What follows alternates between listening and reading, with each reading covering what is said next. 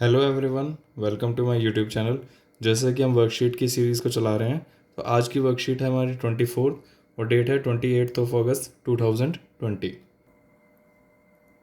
तो आज वर्कशीट 24 है। टॉपिक आप में है आज का criteria for similarity of triangles. सबसे पहले सिमिलैरिटी हमने वैसे तो प्रीवियस लेक्चर्स में भी डिस्कस की है, तो इसमें भी आज की वर्कशीट भी से सिमिलैरिटी से ही स्टार्ट हुई है कि सारे सर्कल्स आपस में सिमिलर होंगे। आप छोटा सर्कल लो, थोड़ा बड़ा, से बड़ा, सारे सर्कल्स आपस में सिमिलर होंगे।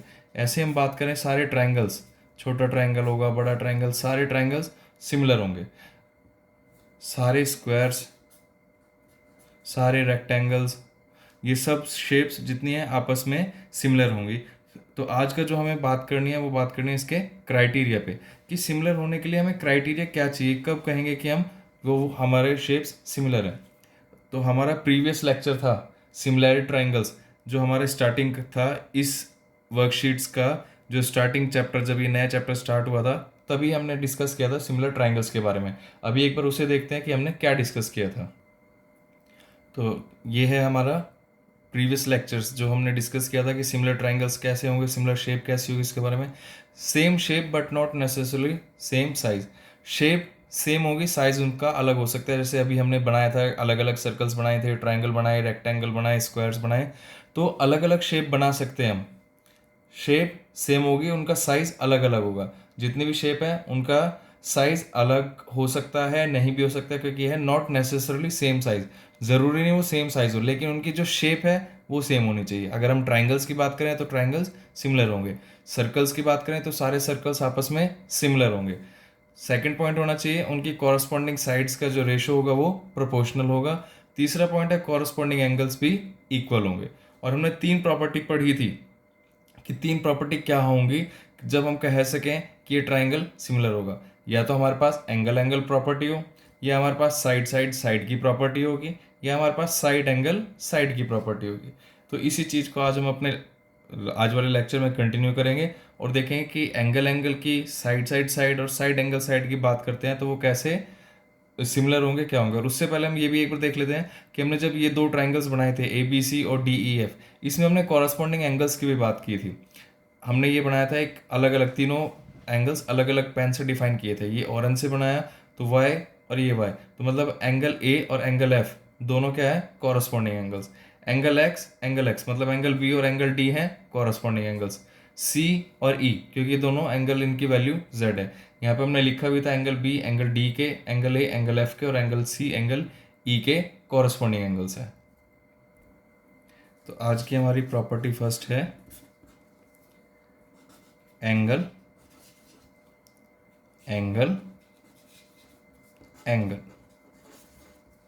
इसके लिए हमारे पास दो ट्राइंगल्स चाहिए हमें। हमने लेटेड से A B C D E F, दो ट्राइंगल्स हैं हमारे पास, ए बी सी और डी ई एफ।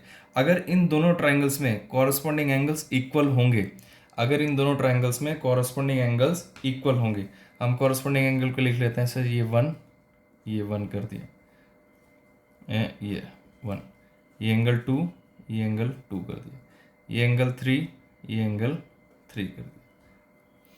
हम सारा वर्कशीट्स के अकॉर्डिंग इसलिए कर रहे हैं ताकि, क्योंकि आपके पास इस टाइम पे प्रेजेंटली वर्कशीट ही होंगी और आपको उसी में से देख के सारे एंगल्स पता चलेंगे। अगर हम डिफरेंट डिफरेंट बनाते हैं तो उसमें ना तो आप direct face to face question पूछ सकते, ना हम उस टाइम पे अवेलेबल होंगे, तो हम वर्कशीट को ही लेके चलेंगे ताकि कोई डाउट ना बचे।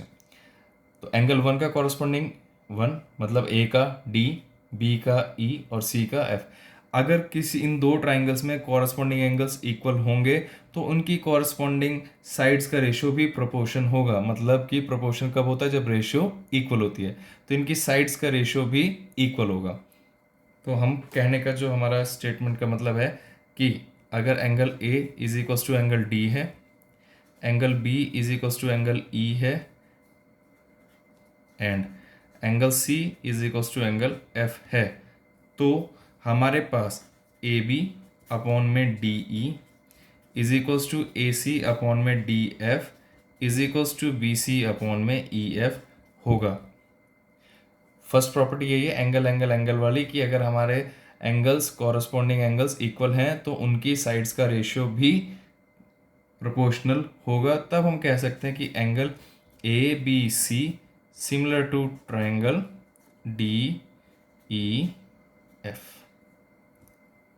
ये थी हमारी फर्स्ट प्रॉपर्टी। अब देखते हैं सेकंड प्रॉपर्टी। तो सेकंड प्रॉपर्टी हमारी साइड साइड साइड। बात करते हैं वही हमारे दो ट्रायंगल्स ए बी सी और D E F. A B C D E F हमने तीनों में एंगल बना दिया, angle 1 angle 2 angle 3, angle 1 angle 2 angle 3। Second property कहते हैं कि अगर दो ट्रायंगल्स की corresponding sides proportional, corresponding sides का रेशियो प्रोपोर्शनल है, मतलब पहले तो हम लिख लेते हैं कॉरस्पॉन्डिंग साइड्स कौन सी होगी। ए बी का कॉरस्पॉन्डिंग साइड क्या है, डी ई। बी सी का कॉरस्पॉन्डिंग साइड है ई एफ, और ए सी का कॉरस्पॉन्डिंग साइड है डी एफ।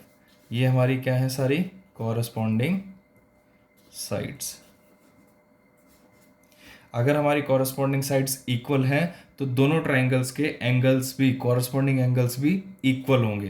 तो इसका मतलब एंगल ए हमारे पास एंगल डी के इक्वल होगा, एंगल बी हमारे पास एंगल ई के, और एंगल सी हमारे पास एंगल एफ के। ये सेम उसका वाइस वर्सा है जो जस्ट हमने इससे पहली प्रॉपर्टी पढ़ी थी एंगल एंगल एंगल की।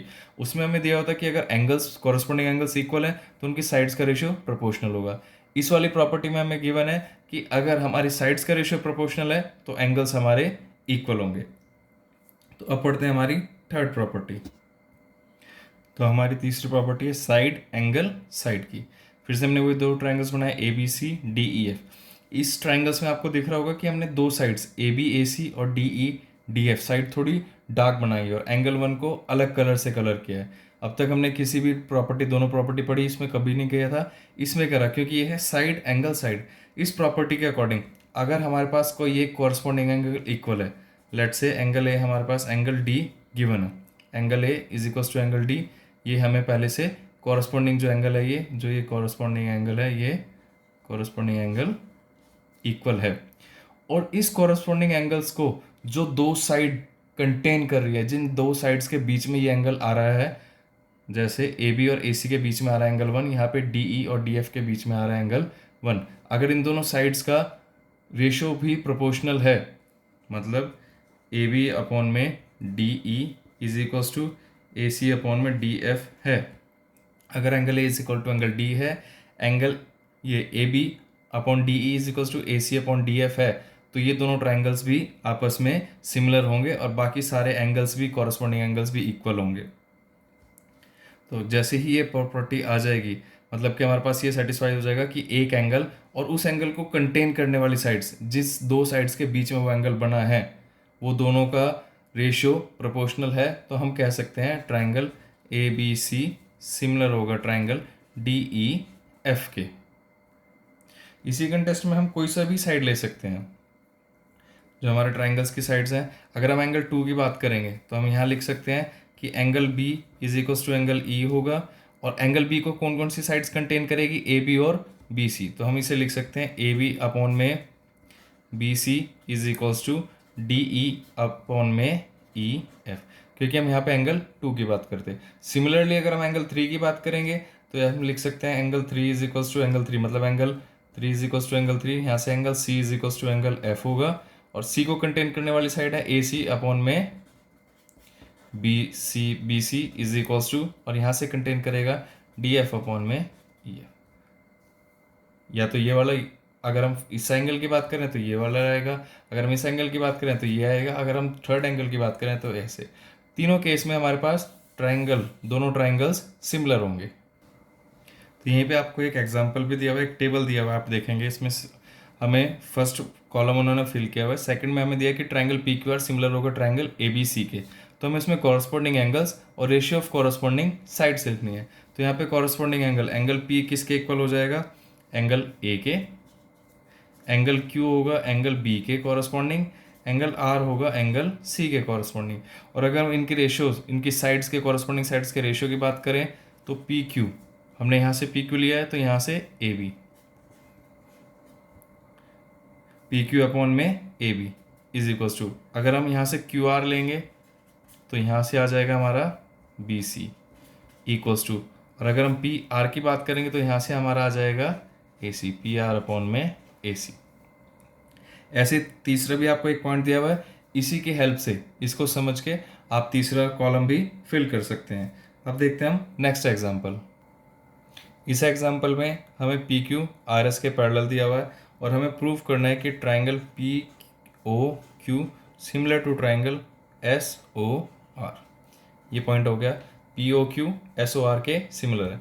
तो सबसे पहले हम देखेंगे angle 1 is equals to angle 1, क्योंकि दोनों साइड पैरेलल है और PS ट्रांसवर्सल्स है, तो इसमें हम लिख सकते हैं alternate interior angles. Similarly angle 3 is equals to angle 3, यहाँ पे लिखेंगे ऑल्टरनेट इंटीरियर एंगल्स। और यहाँ पे हम एंगल 1 एंगल 3 के बजाय इसमें हम इनके नाम दे सकते हैं कि angle P is equals to angle S, और थर्ड वाले के लिए angle Q is equals to angle R, और लास्ट में angle POQ is equals to angle SOR। ये हो जाएंगे हमारे दोनों angles vertically opposite angles, vertically opposite angles. तो ये एंगल एंगल एंगल, तीनों में क्या मिले, एंगल एंगल एंगल। ये हमारे फर्स्ट प्रॉपर्टी हमने पढ़ी थी कि एंगल एंगल एंगल से दोनों triangles, triangle POQ similar to triangle SOR। अब हमें एक ट्राइथीज में क्वेश्चंस दिए हुए दो, हम एक बार उन्हें देख लेते हैं। पूरा सॉल्व नहीं करेंगे, सॉल्व आप करना और कमेंट सेक्शन में आंसर्स बताना। इसमें हमें दो ट्राइंगल्स दिए हैं और कहा है कि AOB और OCD ये दोनों ट्राइंगल्स आपस में सिमिलर ट्राइंगल्स है। एंगल A की वैल्यू 40 डिग्री है, AOB की वैल्यू 50 है और एंगल B 90 डिग्री है। तो हमें बाकी के तीनों एंगल्स की वैल्यू फाइंड करनी है। आपको पता है दोनों ट्राइंगल सिमिलर है तो इनके कॉरस्पॉन्डिंग एंगल्स भी सिमिलर होंगे। अभी जस्ट हमने इससे पहले वाला एग्जांपल पढ़ा है कि एंगल 50 किसके इक्वल होगा, यहाँ पे आ जाएगा। ऑल्टरनेट इंटीरियर एंगल्स के लिए तो हमें पैरेलल आना चाहिए, लेकिन ये पैरेलल तो नहीं है, तो हमें सिमिलर ट्राइंगल्स का यूज़ करना है कि ये दोनों ट्राइंगल सिमिलर है तो इनकी साइड्स का रेशियो प्रोपोर्शनल होगा और इनके जो एंगल्स कॉरस्पॉन्डिंग एंगल्स है वो भी इक्वल होंगे। तो यहाँ से हम देखेंगे A का कॉरस्पॉन्डिंग एंगल है D, तो A की जो वैल्यू होगी वो ये वैल्यू होगी एंगल D की। एंगल O तो दोनों में कॉमन है तो एंगल O की वैल्यू सेम होगी, और एंगल B का कॉरस्पॉन्डिंग है एंगल C, तो एंगल B की जो वैल्यू होगी सेम वैल्यू होगी एंगल C की। सेकंड क्वेश्चन में हमें दिए दो ट्राइंगल्स हैं, ट्राइंगल DEF और PQR। इनकी साइड्स दी है 2 सेंटीमीटर, 3 सेंटीमीटर, 6 सेंटीमीटर, 9 सेंटीमीटर, दोनों में एक एक एंगल दिया है 60 डिग्री। हमें प्रूव करना है कि दोनों ट्राइंगल सिमिलर होंगे और कौन से क्राइटेरिया से। इसमें हम आपको हिंट दे देते हैं। आप ये देखो 2 का कितना टाइम्स है, 3 टाइम्स, 3 का कितना टाइम्स है, 3 टाइम्स, और ये एंगल दोनों में कॉमन है। थर्ड प्रॉपर्टी हमने पढ़ी थी साइड एंगल साइड की, मतलब कि एक एंगल जो कॉरस्पॉन्डिंग एंगल है दोनों ट्राइंगल्स में इक्वल होगा, और जो भी साइड्स उस एंगल को कंटेन कर रही होंगी उनका रेशियो भी इक्वल होना चाहिए। अगर हम रेशियो निकालते हैं 2/6 और 3/9 का, तो दोनों से रेशियो हमें क्या मिलेगा, 1/3 1/3। तो मतलब इन दोनों साइड्स का रेशियो प्रोपोर्शनल है, एंगल एक कॉमन है, तो साइड एंगल साइड से दोनों ट्राइंगल्स सिमिलर होंगे। बाकी स्टेटमेंट पूरा आप अपने आप लिखना, कोई डाउट हो और जो क्वेश्चंस फाइंड करने थे इनकी पूरी एग्जैक्ट वैल्यूज़ निकाल के आप वो भी कमेंट सेक्शन में बता देना। बस आपको ध्यान रखना कि ऐसे नहीं लिखना पेपर में, पूरा स्टेटमेंट वाइज लिखना है। ये हमने आपको सिर्फ हिंट दिया था कि सॉल्व कैसे होगा, तो आपको सारा पता चल गया। सारी प्रॉपर्टीज़ के नाम आपको लिखने होंगे पेपर में, कुछ भी आप मिस नहीं कर सकते। तो ज़्यादा से ज़्यादा क्वेश्चंस की आप प्रैक्टिस करो, वीडियो को शेयर करो और चैनल को सब्सक्राइब करना ना भूलें। Thank you.